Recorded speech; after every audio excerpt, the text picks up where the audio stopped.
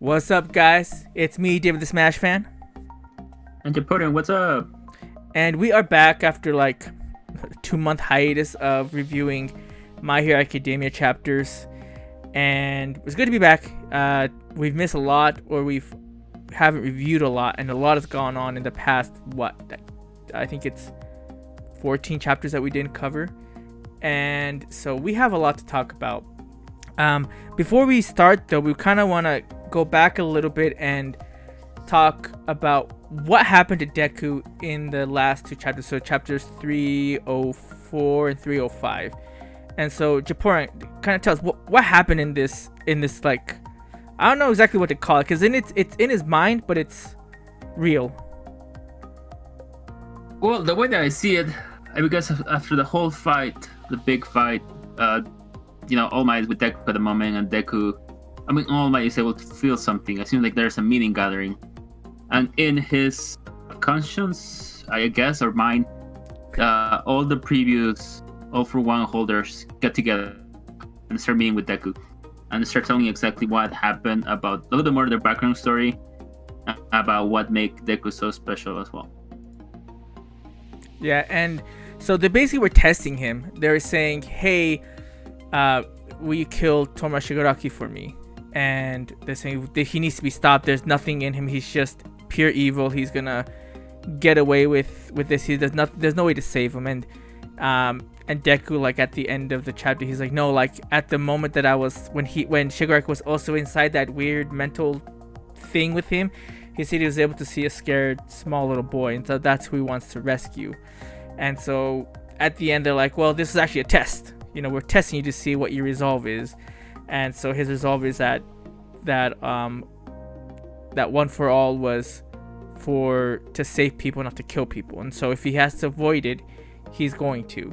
And so that put more faith into the predecessors, that he's the one that can finish everything. And we found out tons of cool little lore things. So like basically, if you had a quirk and you got One for All, it would shorten your lifespan, like you wouldn't if you had a quirk. But because he was quirkless, he was able to hold out and have it much longer. That's why like All Might had it for so long, and I can't remember the other predecessor who had it for so much longer. And the funny thing is that chapter ends in a kind of cliffhanger, because we still haven't heard or know anything about the last two predecessors or their quirks. And they were gonna say something last chapter, or like look like they were gonna say something, and then it stopped. Yeah, I was gonna say, because one of them really got my interest is he kind of looked like Bakugo for a reason. A lot of people were saying that in the comments as well too. So like, I wonder. I don't know. I don't think it's gonna be him, but still, it's kind of interesting that people associated with Bakugo for some reason. What didn't they say when there's some weird, odd theories of Bakugo like going back into the past or something? I remember hearing some weird stuff like that before a while ago. Especially how initially Bakugo was supposed to be a really key element into the second movie, and that was supposed to be inspired what's going to happen at the end. I don't know. It could be a possibility, but something that I kind of found interesting too is that throughout the whole conversation, they did mention that Deku might be the last wielder of One for All, because of all the complications and all the things that are happening around his time as well. But yeah, I found it kind of interesting as to what's going to happen as well. And something that I also find it kind of interesting, and when he was being tested by Nana as well, you get to see how Nana really feels about Tomura Shigaraki. And she really cares, they're related and all the things that he has gone through. And I gotta say, yeah, it was the last chapter that was really emotional, because you were able to see that Deku, disregard what's happening with Shigaraki, he still wants to save him. Yeah, and you can see his resolve. Like he's trying to save everyone as much as he can.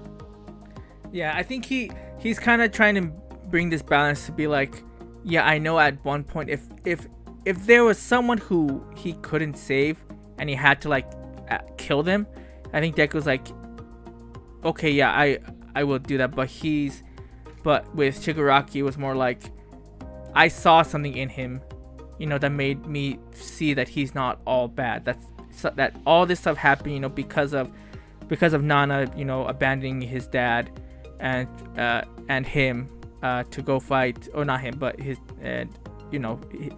Tomura's dad to go fight All for One and ultimately get killed.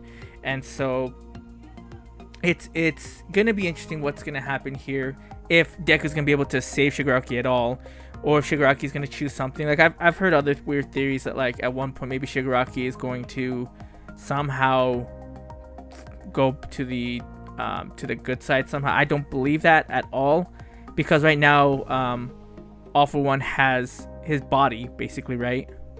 Or has control of it. Yeah.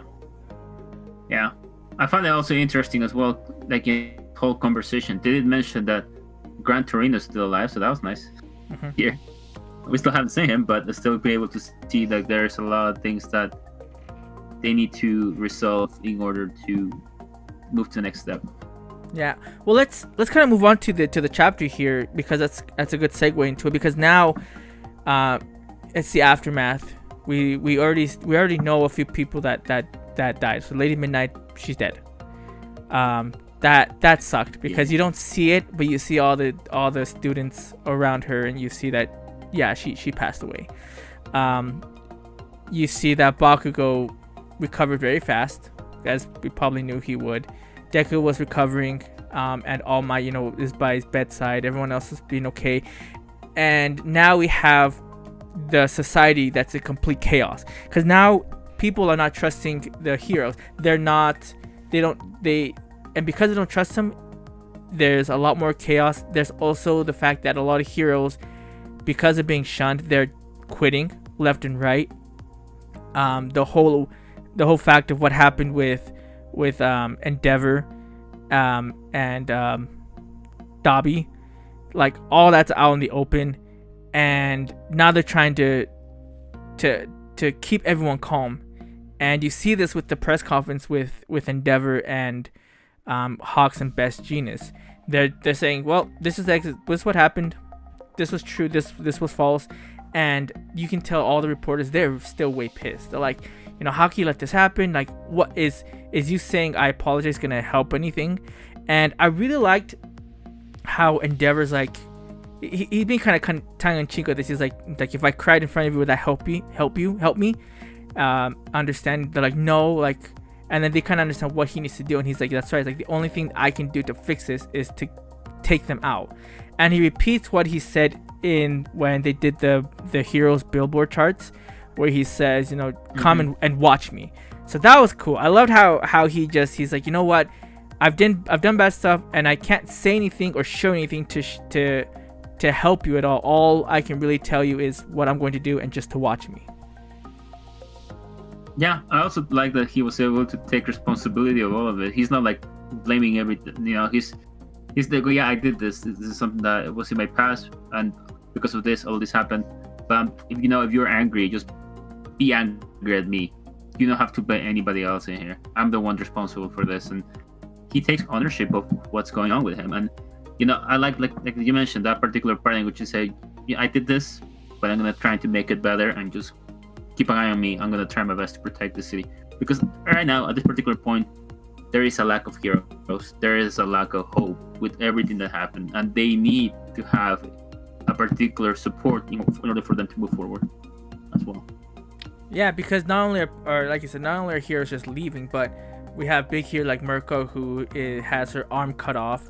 You see like a little picture of her, like it looked like she was like tightening it up and maybe starting to start working out again.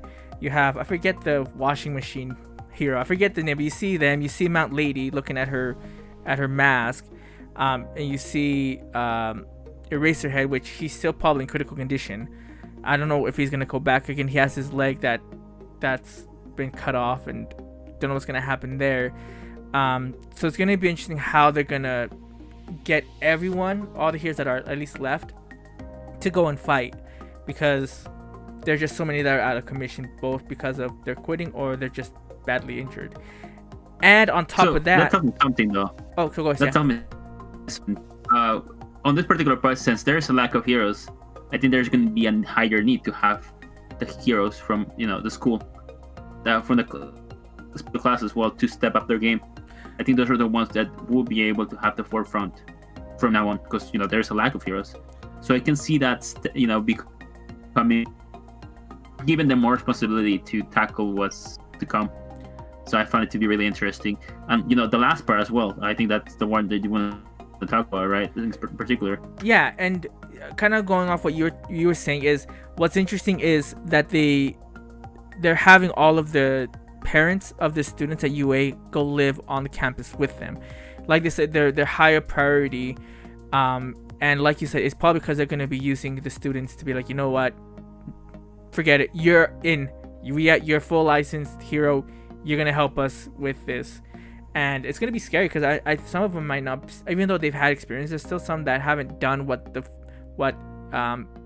class 1A has done, right? Because you have class 1B who've had some stuff when they did the training camp, but nothing like Uraraka has or Froppy has in actually being part of a mission or anything like that. And so it's going to be interesting that how they're going to use them. Especially for Mineta. Oh, freaking Mineta.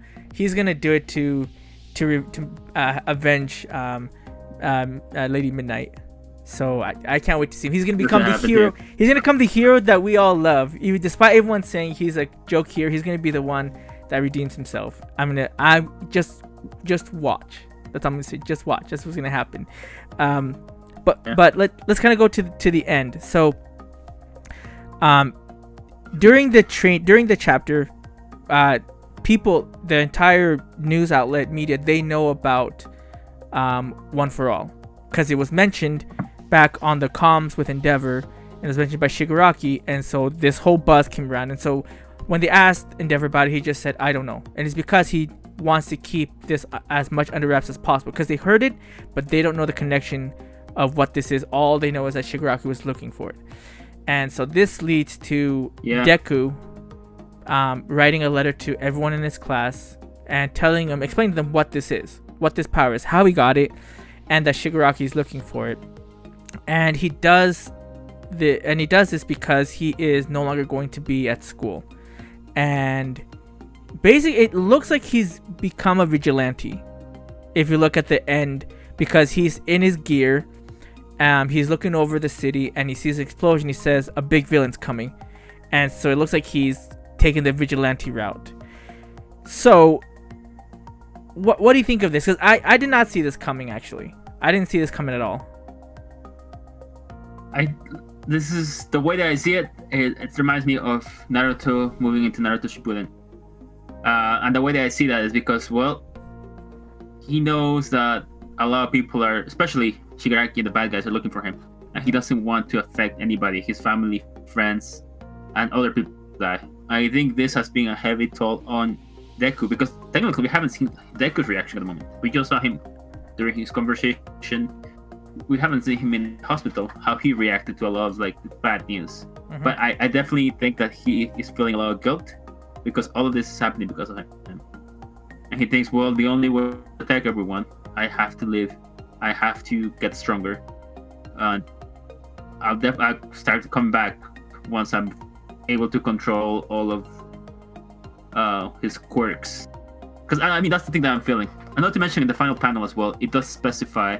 Well, it says the chapter is the beginning of the end. Okay, so this is the very first step towards the big fight.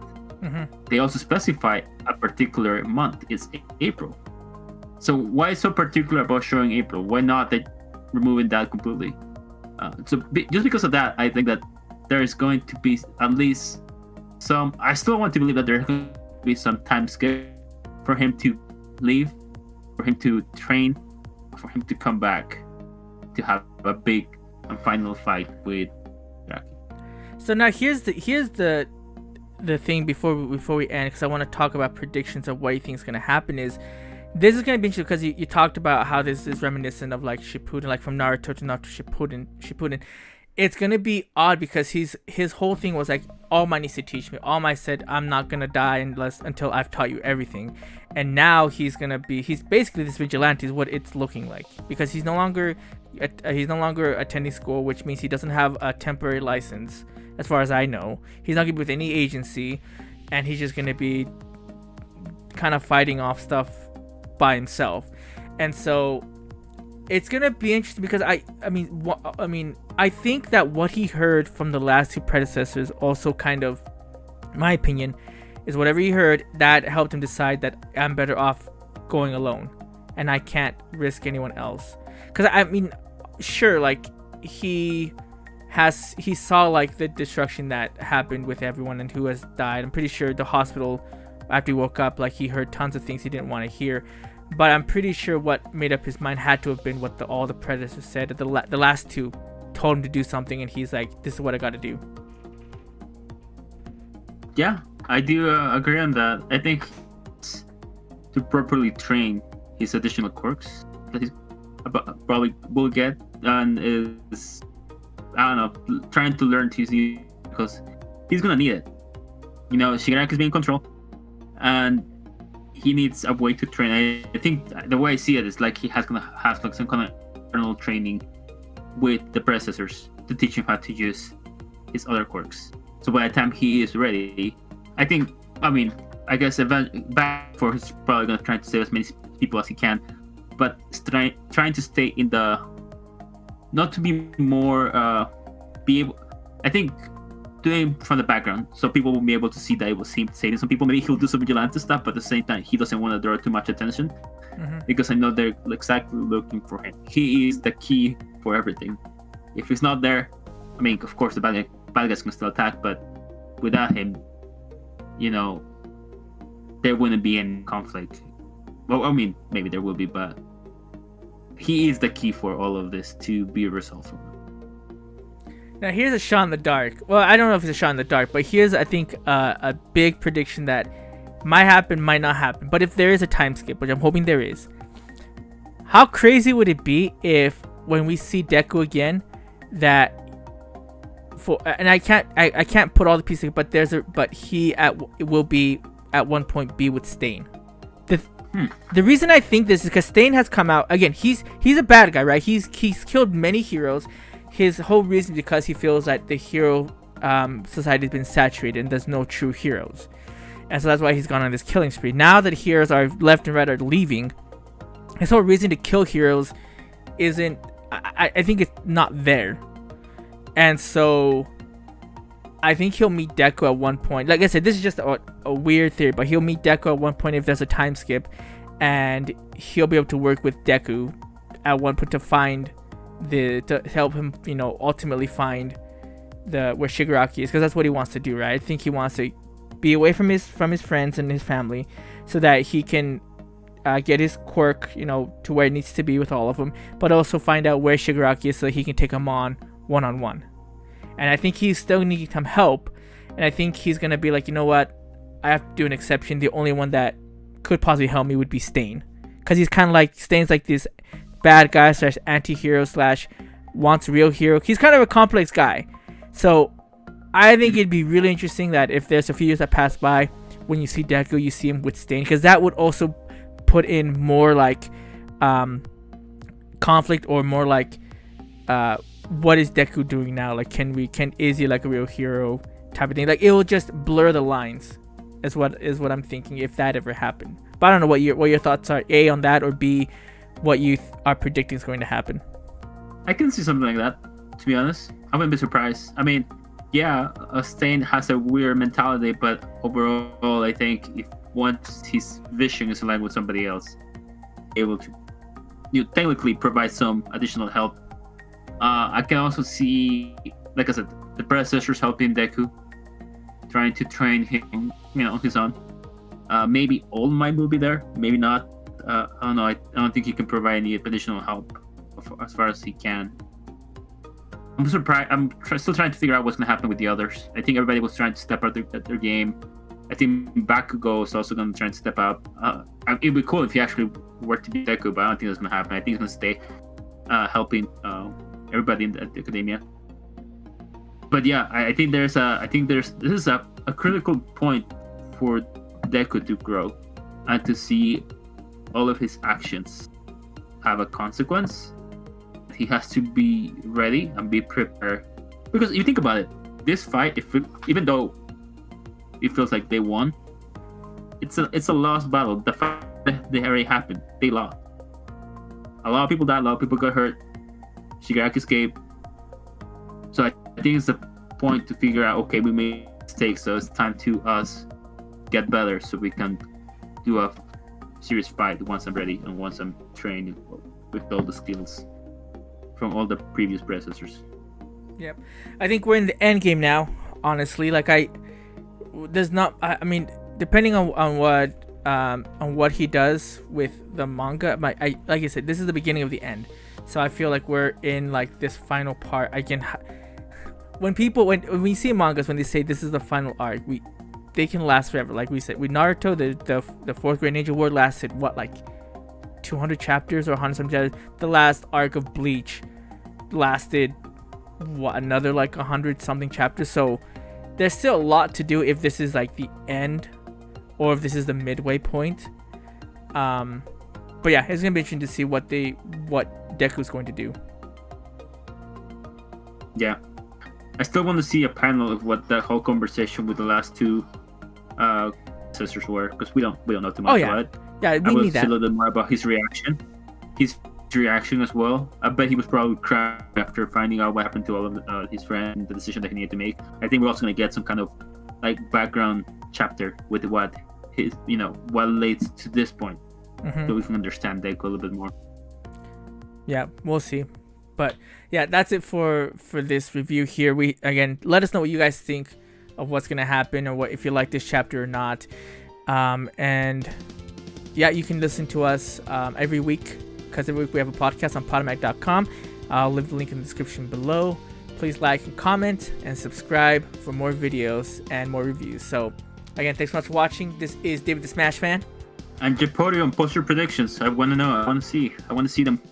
Yep, and this is Chibi No Podcast.